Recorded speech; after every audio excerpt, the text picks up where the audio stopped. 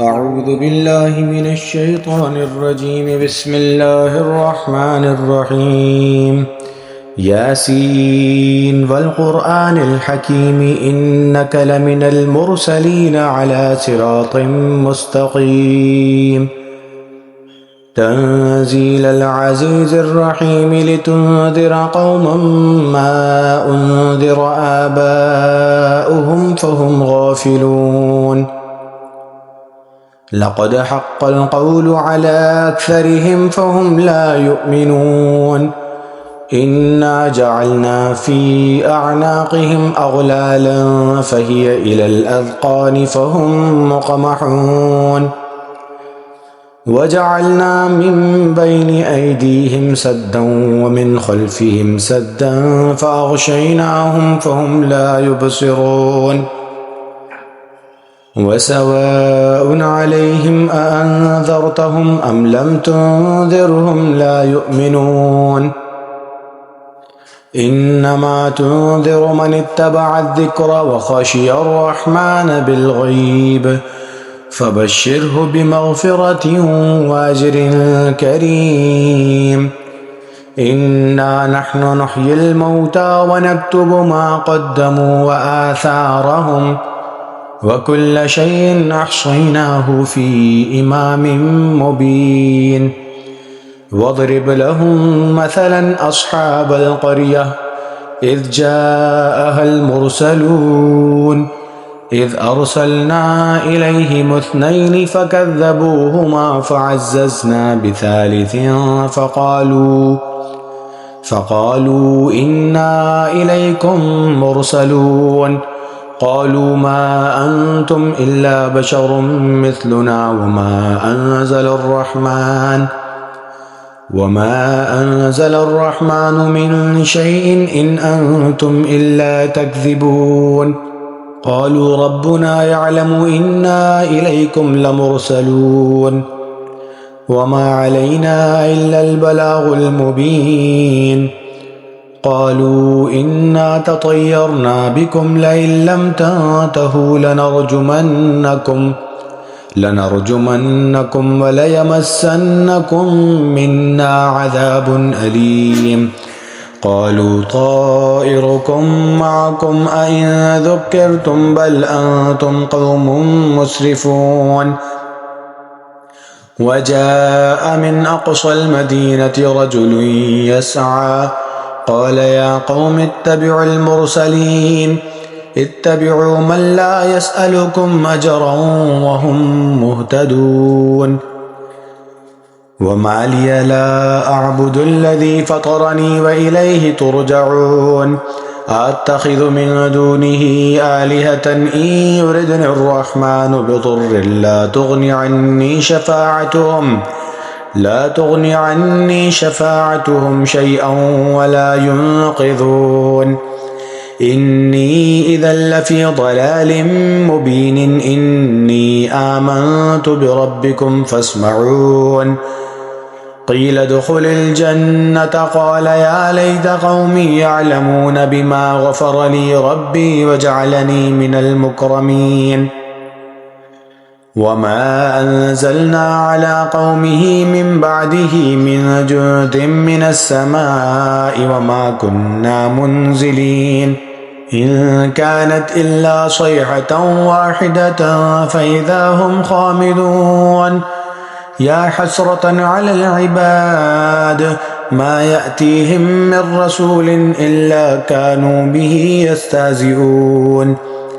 ألم يروا كم أهلكنا قبلهم من القرون أنهم إليهم لا يرجعون. وإن كل لما جميع لدينا محضرون.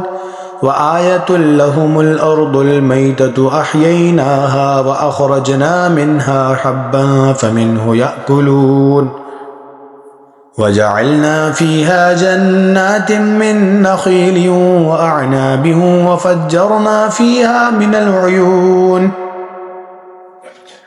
ليأكلوا من ثمره وما عملته أيديهم أفلا يشكرون. سبحان الذي خلق الأزواج كلها مما تنبت الأرض ومن أنفسهم ومما لا يعلمون وآية لهم الليل نسلخ منه النهار فإذا هم مظلمون والشمس تجري لمستقر لها ذلك تقدير العزيز العليم والقمر قدرناه منازل حتى عاد كالعرجون القديم لا الشمس ينبغي لها أن تدرك القمر ولا الليل سابق النهار وكل في فلك يسبحون وآية لهم أنا حملنا ذريتهم في الفلك المشحون وخلقنا لهم من مثله ما يركبون وإن نشأ نغرقهم فلا صريخ لهم ولا هم ينقذون إلا رحمة منا ومتاعا إلى حين وإذا قيل لهم اتقوا ما بين أيديكم وما خلفكم لعلكم ترحمون وما تأتيهم من آية من آيات ربهم إلا كانوا عنها معرضين وإذا قيل لهم أنفقوا مما رزقكم الله قال الذين كفروا للذين آمنوا ونطعم من لو يشاء الله أطعمه إن أنتم إلا في ضلال مبين ويقولون متى هذا الوعد إن كنتم صادقين ما ينظرون إلا صيحة واحدة تأخذهم وهم يخصمون فلا يستطيعون توصية ولا إلى أهلهم يرجعون ونفخ في الصور فإذا هم من الأجداث إلى ربهم ينسلون قالوا يا ويلنا من بعثنا من مرقدنا هذا ما وعد الرحمن وصدق المرسلون إن كانت إلا صيحة واحدة فإذا هم جميع لدينا محضرون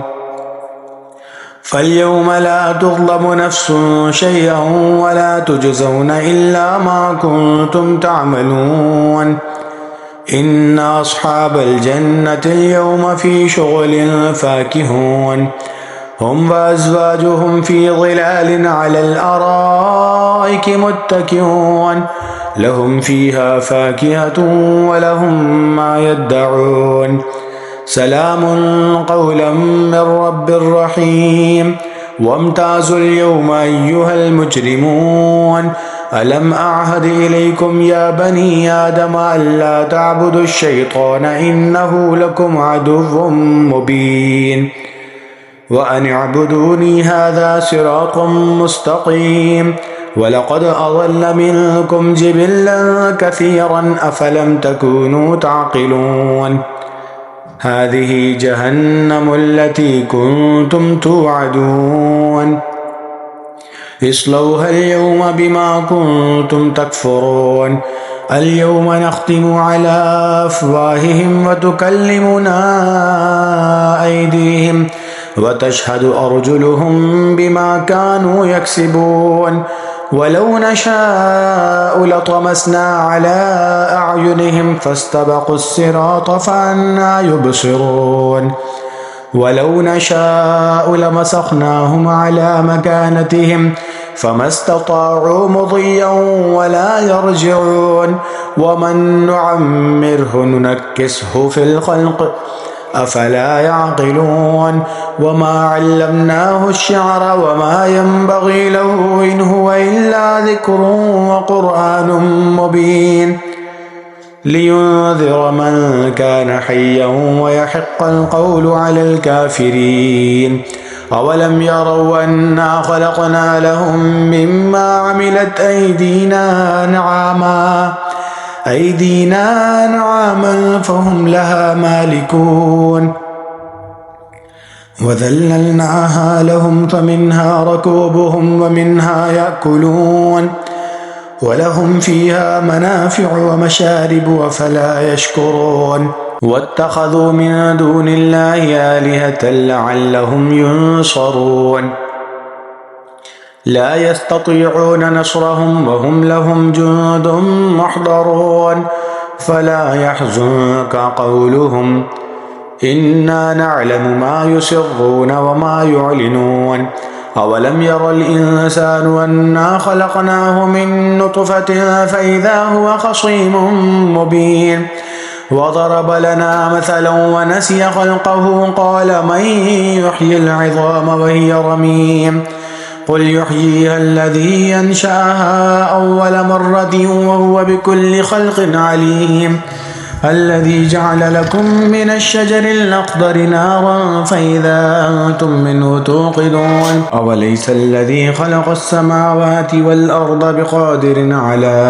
أن يخلق مثلهم بلى وهو الخلاق العليم إنما أمره إذا أراد شيئا أن يقول له كن فيكون فسبحان الذي بيده ملكوت كل شيء وإليه ترجعون بسم الله الرحمن الرحيم الرحمن علم القرآن خلق الإنسان علمه البيان الشمس والقمر بحسبان والنجم والشجر يسجدان والسماء رفعها ووضع الميزان ألا تطغوا في الميزان وأقيموا الوزن بالقسط ولا تخسروا الميزان والأرض وضعها للأنام فيها فاكهة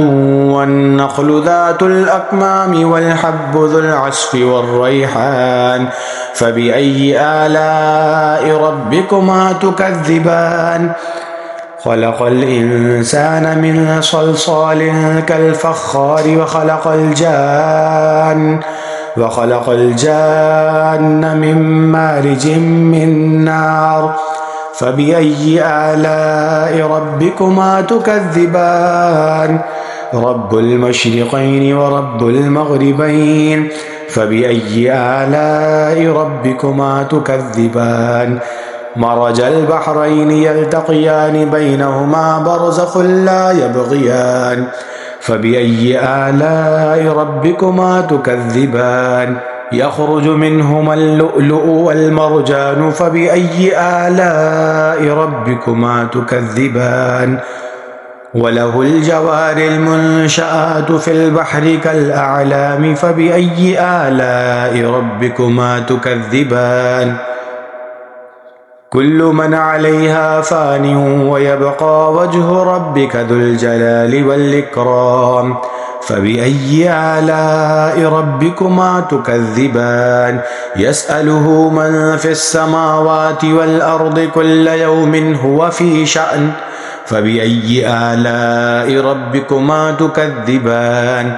سنفرغ لكم أيها الثقلان فبأي آلاء ربكما تكذبان يا معشر الجن والإنس إن استطعتم أن تنفذوا من أقطار السماوات والأرض فانفذوا لا تنفذون إلا بسلطان فبأي آلاء ربكما تكذبان يرسل عليكما شواظ من نار ونحاس فلا تنتصران فبأي آلاء ربكما تكذبان فإذا انشقت السماء فكانت وردة كالدهان فبأي آلاء ربكما تكذبان فيومئذ لا يسأل عن ذنبه إنس ولا جان فبأي آلاء ربكما تكذبان يعرف المجرمون بسيماهم فيؤخذ بالنواصي والأقدام فبأي آلاء ربكما تكذبان هذه جهنم التي يكذب بها المجرمون يطوفون بينها وبين حميم آن فبأي آلاء ربكما تكذبان ولمن خاف مقام ربه جنتان فبأي آلاء ربكما تكذبان ذواتا أفنان فبأي آلاء ربكما تكذبان فيهما عينان تجريان فبأي آلاء ربكما تكذبان فيهما من كل فاكهة زوجان فبأي آلاء ربكما تكذبان متكئين على فرش بطائنها من استبرق وجنى الجنتين دان فبأي آلاء ربكما تكذبان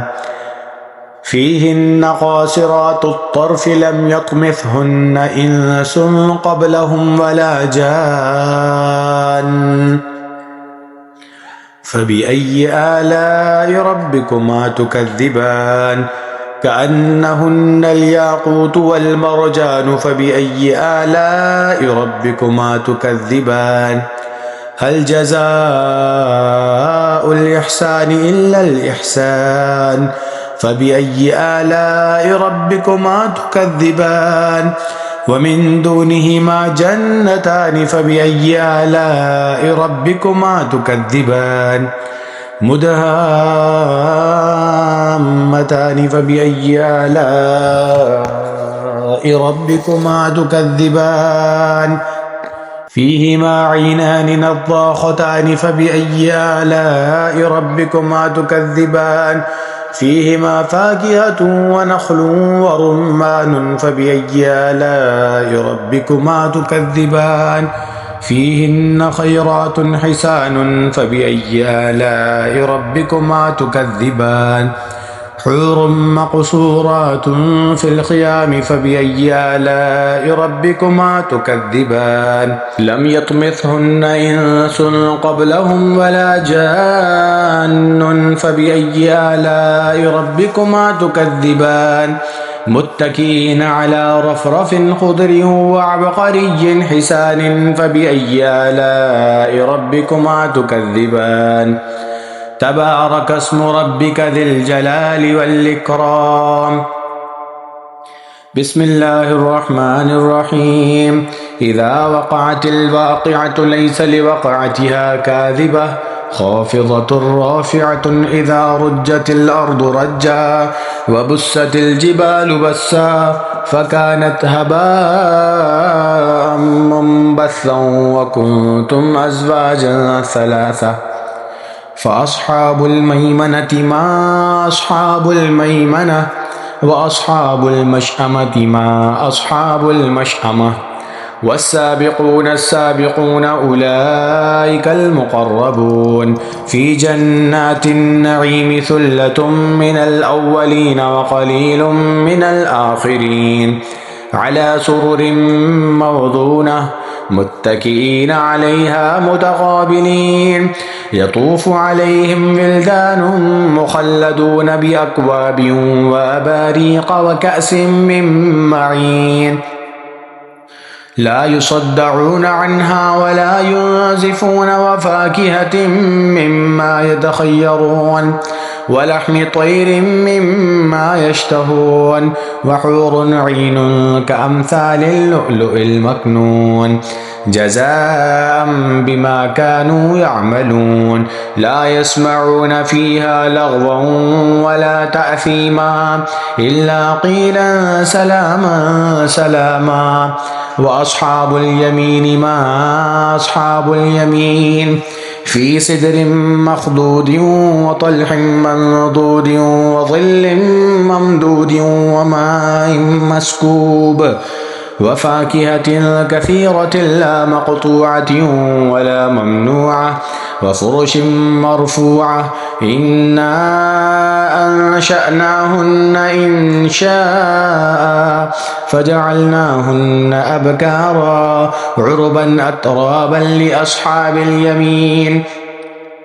ثلة من الأولين وثلة من الآخرين وأصحاب الشمال ما أصحاب الشمال في سموم وحميم وظل من يحموم لا بارد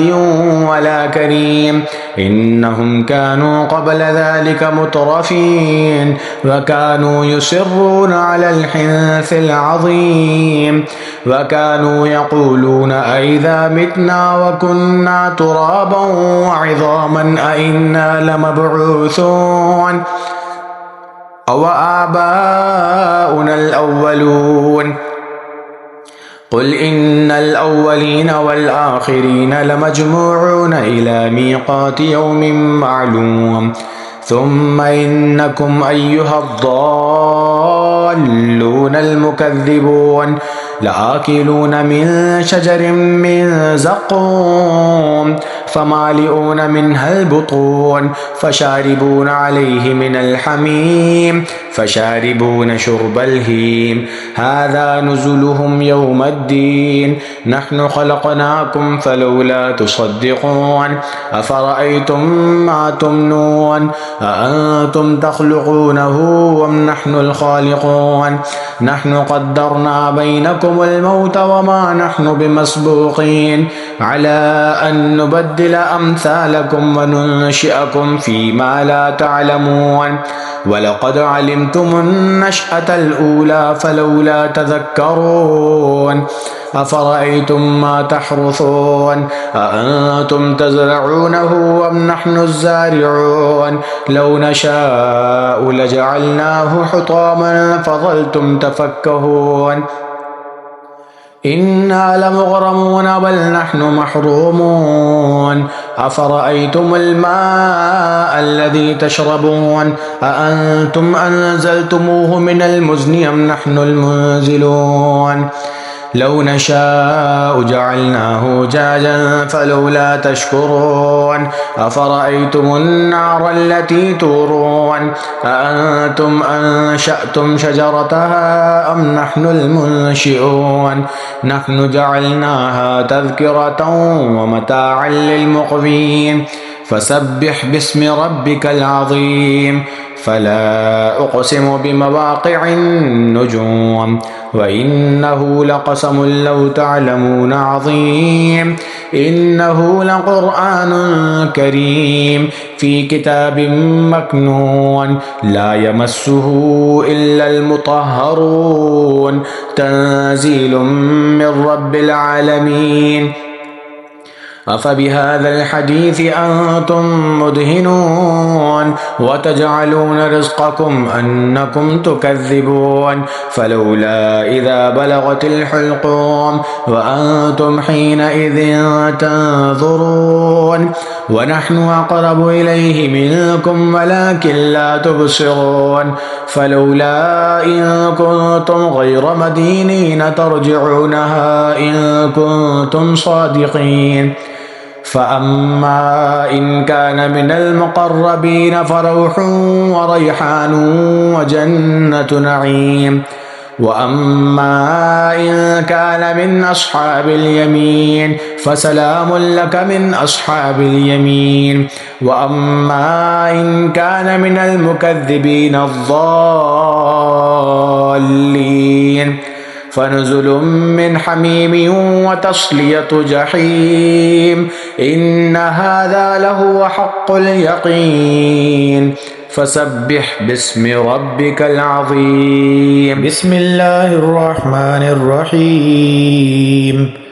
تبارك الذي بيده الملك وهو على كل شيء قدير الذي خلق الموت والحياة ليبلوكم أيكم أحسن عملا وهو العزيز الغفور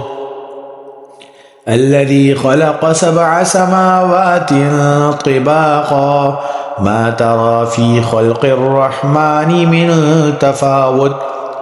فارجع البصر هل ترى من فطور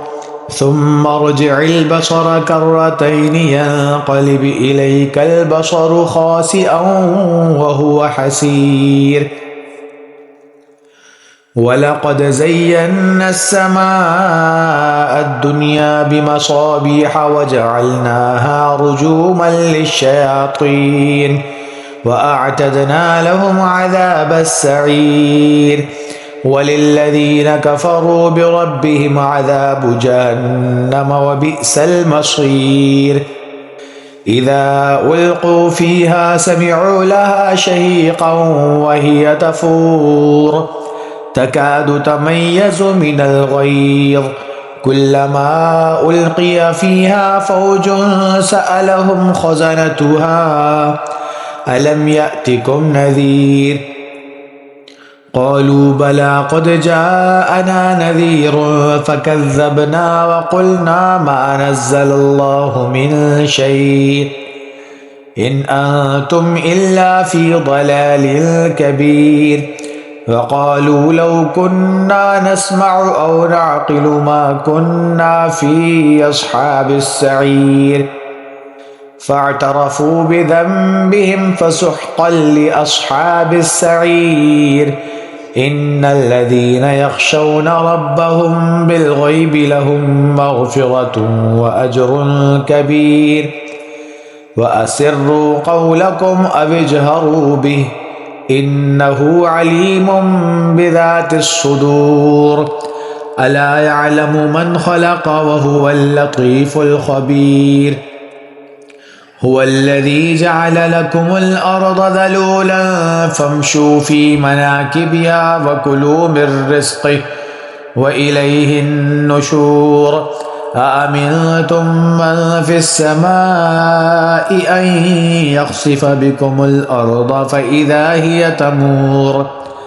أم أمنتم من في السماء أن يرسل عليكم حاصبا فستعلمون كيف نذير ولقد كذب الذين من قبلهم فكيف كان نكير أولم يروا إلى الطير فوقهم صافات ويقبض ما يمسكهن إلا الرحمن إنه بكل شيء بصير أمن هذا الذي هو جند لكم ينصركم من دون الرحمن إن الكافرون إلا في غرور أمن هذا الذي يرزقكم إن أمسك رزقه بل لجوا في عتو ونفور أفمن يمشي مكبا على وجهه أهدى أمن يمشي سويا على صراط مستقيم قل هو الذي أنشأكم وجعل لكم السمع والأبصار والأفئدة قليلا ما تشكرون قل هو الذي ذرأكم في الأرض وإليه تحشرون ويقولون متى هذا الوعد إن كنتم صادقين قل إنما العلم عند الله وإنما أنا نذير مبين فلما رأوه زلفة سيئت وجوه الذين كفروا وقيل هذا الذي كنتم به تدعون قل أرأيتم إن أهلكني الله ومن معي أو رحمنا فمن يجير الكافرين من عذاب أليم قل هو الرحمن آمنا به وعليه توكلنا فستعلمون من هو في ضلال مبين قل أرأيتم إن أصبح ماؤكم